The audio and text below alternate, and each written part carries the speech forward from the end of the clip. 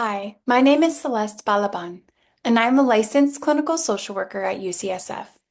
I deliver this intervention in the research setting with participants, and I'm here to share some information about the intervention Youth to Telehealth and Text to improve engagement and care, or as I will be referring to it by its acronym, Y2TEC. These training videos cover 3 modules, which are each recorded separately so you can break them up as needed. For more detailed information, you can go to our website, y2tech.ucsf.edu, which has the comprehensive Y2Tech manual as a download for free, and full video recordings of counselors practicing the delivery of this intervention. So let's get started. In this first recording, I will cover Module 1. And for Module 1, we're going to discuss the guiding principles and frameworks that Y2Tech is based on. I'd like to start with an overview of the video counseling sessions. As you may already know, Y2Tech is a telehealth video-based intervention. It's made up of 12 weekly sessions that are conducted remotely via a secure telehealth platform. They are given by a mental health counselor or facilitator who goes through the training program, which takes about 25 hours. You can find specifics of the training program and the plan in the Y2Tech manual. To give you some background, Y2Tech is based on the IMB model, which focuses on 3 main areas: the I, information, M, motivation, and the B, behavior. The counselor uses principles of psychoeducation for the information portion of the IMB model, motivational interviewing for the motivation portion, and problem-solving therapy for the behavior. This is a visual model here to give us a breakdown of each section of the IMB model, as well as some specific examples of how each specific area might be used in a session. For the information focus on the left-hand side of the slide, we have an example where the counselor uses psychoeducation to provide information on how medication adherence can affect viral load. For the motivation portion, the counselor uses motivational interviewing to build motivation for reducing behaviors that increase viral load. For example, if substance use is a barrier, the counselor could explore how values conflict with current substance use. For the behavioral skills, the counselor uses problem-solving therapy to address barriers to engaging in HIV treatment. So an example of this, of something the counselor might do, is setting a SMART goal with a client to schedule and attend their next clinic visit. We'll go more into detail on the specifics of what this looks like in Module 2. As I mentioned, we're just sort of going over an overview right now. All right, to get a little more into the overview and give a few more details on each specific section, and these principles that are guiding the intervention that we will be doing.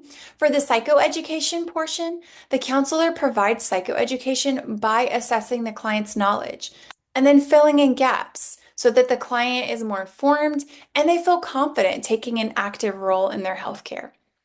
In a typical session, the counselor may talk about CD4 count and viral load with a graphic, such as this one. And the graphic can look at, like this one does, it may look at what their lab results mean and help them interpret and gain confidence around understanding more deeply what their lab results mean, what's being looked for. All right. And this is another example of an infographic for mental health that can be used in the intervention to delve into specific mental health challenges that people living with HIV can experience. And here's another one for substance use. Using infographics can really help provide insight into pinpointing helpful supports and resources, as well as barriers to well-being.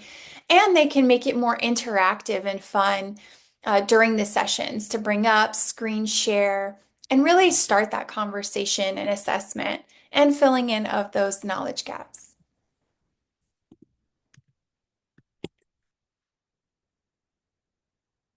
Motivational interviewing is the second core component of the Y2TEC intervention. And I'm just going to give a quick overview. We encourage all counselors and facilitators to have training in motivational interviewing. There are lots of really great ones out there. Um, and so we definitely encourage that. But as I mentioned, I'll give a brief overview. Motivational interviewing is an evidence-based approach, and it's used by the counselor to assess and build motivation for addressing barriers to treatment and behavioral change.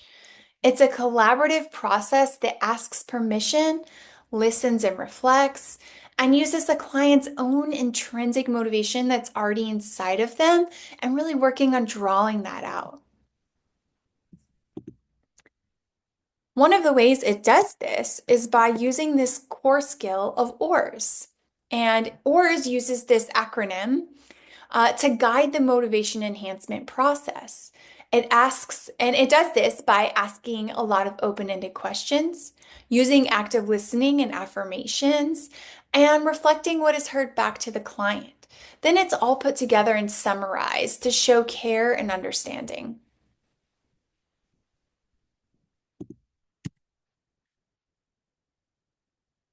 Motivational interviewing highlights what's called change talk, which is when the client states they would like to make a change. Like they may say, I want to cut back on my drinking so I don't keep forgetting to take my medications. And we could highlight that by simply repeating it back to them and reflecting that. We can also evoke the client's change talk by using several different methods, such as a decisional balance, evaluating pros and cons, exploring their values, or asking about their past and future.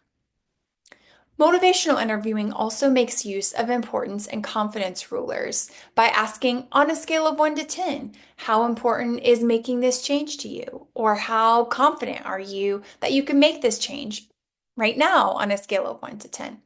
And this is to help them identify where they are at in the stages of change process, to help let you know that too, and to help guide the process, along with building that motivation. Because you can also say, use different techniques, which they go over in more depth in the training. Okay, I noticed you're at, even if they give a low number like a 3, you can say, oh, okay, well, I noticed, why aren't you a 2 or a 1? And they might be able to identify a small reason why they are 3. Well, I did go outside yesterday, even though I didn't really do a walk or didn't do anything towards meeting my goal of getting out more. I did go outside and get the mail. And so being able that, then that gives us something to build on, versus emphasizing, oh, well, you're not at a 6 or a 7, you know. So that's a really great way. Using these confidence and importance rulers is a really great way to help build the motivation on any amount that they have.